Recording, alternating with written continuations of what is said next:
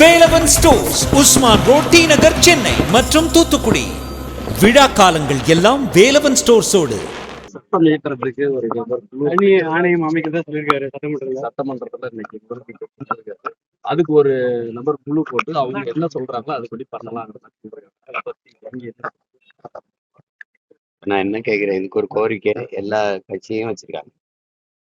ஒண்ணுக்கும் ஒரு குழு, அதுக்கு ஒரு குழு, ஒருத்தர் தலைவரா போட்டு ஒரு குழு 32 குழுவை நம்ம போட்டு இதுவரை ஏதாவது இயங்கி இருக்கா சொல்லு. இது செய்யறேன்னு சொல்லணும், செய்யணும்னு சொல்லணும். ஒரு விசாரணைங்கிறது இருக்குதுல்ல, ஒரு ஒரு நிகழ்வு, ஒரு சம்பவம் நடந்திருக்கு, என்ன நடந்திருக்குன்னு தெரியலன்னா தானே விசாரிக்கணும். அதுக்கப்புறம் விசாரணைங்கிறது யாரை ஏமாத்துறது? நீங்களே இது என்னைக்கு செயல்படும்? ஒவ்வொரு இடத்துலயும் ஒரு குழு, ஏதாவது ஒரு குழு போட்டு ஏதாவது ரொம்ப பேசுறீங்கன்னா, இப்ப இஸ்லாமிய சிறை கைதிகள் விடுதலை ஆதிநாராயண் தலைமையில் ஒரு குழு. எங்க அந்த குழு என்ன பண்ணுது?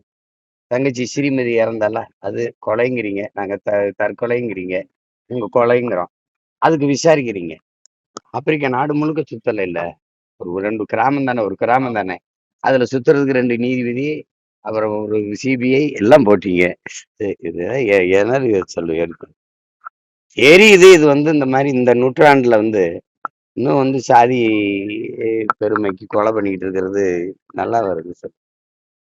அதுக்கு யாதும் ஊரே யாவரும் கேளீர்னு சொல்லி கொடுத்தவன், துறப்புக்கும் எல்லா உயிருக்கும்னு கற்பிச்சவன், உலகத்துக்கு சொன்னவன் மண்ணில் இன்னொரு கேடு கட்ட இந்த சாதிக்கு வெட்டிக்கிட்டு நாங்க என்ன சொல்றோம்? சாதிக்காக கொலை சொல்ல, சாதியை கொலை செஞ்சிருன்றோம்.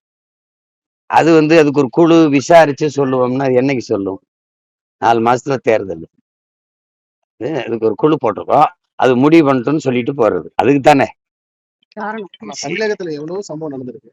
கரூர் சம்பவம் 10 நல்ல சிபிஐ விசாரணை, மத்திய அரசு குழப்பமா இருக்கு. கிட்ட வாங்க அண்ணன், கிட்ட வாங்க சார். செல்லம்மா சார், உங்களுக்கு ஒரு இது கவனிங்க. ஆந்திரா காட்டுக்குள்ள 20 பேர் நம்மள இதே சந்திரபாபு நாயுடு சுட்டார். காரணம் என்ன? நாங்க வறுமையின் காரணமா அந்த செம்மரக்கட்டையை வெட்ட வந்தோம். நாங்க வெட்டும் போது சான்றுகளோட பிடிக்கல. அதுக்கு எந்த இதனாலும் ஒரு பன்னாட்டு பயங்கரவாதிகளும் அல்ல. நாங்க பக்கத்துல இருக்க ஒரு மாநில மக்கள் தான். மனச்சான்றோடு எல்லாரும் பாரு, எங்களை கைது பண்ணி சிறை பண்ணலாம், நாங்க வழக்காடி உயிரோட வெளியில வரலாம். ஆனா எதுக்காக சுட்டு அப்படியே உடல் அப்படி போட்டு உடையெல்லாம் கலட்டிட்டு விறகு கட்டையில ஒரு எண்ணெய், எங்க கால்லையும் ஒரு எண்ணெய் போட்டு, மரக்கட்டையும் தமிழன் உயிரும் ஒண்ணுன்னா, ஒரு மரக்கட்டையும் மனித உயிரும் ஒன்னான்னு இந்த நாட்டுல யாராவது ஒருத்தன் கேட்டிருக்கான? அந்த செத்த குடும்பத்துக்கு இந்த நாடு கொடுத்த காசு எவ்வளவு? பசிக்காதானே பிழைக்க போனா? சரி, அப்படியே போனாலும் அவனுக்கு சரி, வெட்ட வந்த கூலி என் மாநிலத்துல இருந்தான், வெட்டி எத்தனை முதலாளி எங்கடா இருந்தான்னு கேட்டிருக்கணுமா இல்லையா? அவன் மேல ஏன்டா நீ வழக்கு போடல? அவனை ஏன்டா கைது செய்யுங்க? 20 பேரை சுட்டு நாதியற்ற பய மக்களை போட்டு தமிழன் திருட்டு பையன்னு பட்டம் கட்டி அப்படித்தானே காட்டின நீ உலகத்துக்கு.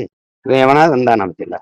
தூத்துக்குடி கள்ளச்சாராயம் கொழுப்படுத்து போய் நீ குடிச்சு செத்தது, அவன் நடிக்கிற ஒருத்தனை பார்க்க செத்தது. இது என்ன நாட்டின் சுதந்திர தின போராட்டம் கொண்டாடும் போது கூட்டம் செத்துறியா? நீ அதெல்லாம் தேவையற்று செத்தது. அதுக்கு எல்லா இது வருது, நாங்க சார நீங்க சார. தூத்துக்குடியில ஒரு ஸ்டெர்லைட் ஆலைங்கிறது என் நிலத்தை வளத்தை கெடுக்குது, நச்ச ஆலை, அதை எதிர்த்து நாங்க போராடுறோம். என் நீர் கெட்டு போச்சு. இந்த வாரம் மஞ்சளா வருது, சமைச்சா மஞ்சள்ல புளிச்சோறு மாதிரி வருது, எலுமிச்சன் சோறு மாதிரி வருது, சாப்பிட முடியாது, புற்று வருது, இருமல் வருது, தோல் நோய் வருது, நுரையீரல் தொற்று வருதுன்ட்டு போராடின மக்கள் போராட்டம். அதையே சுட்டு கொண்டீங்க. அதுக்கு யாராவது போய் பார்த்தாங்களா? அதுக்கு அந்த குடும்பத்துக்கு ஏதாவது நிதி கொடுத்தாங்களா? ஒண்ணும் கிடையாது.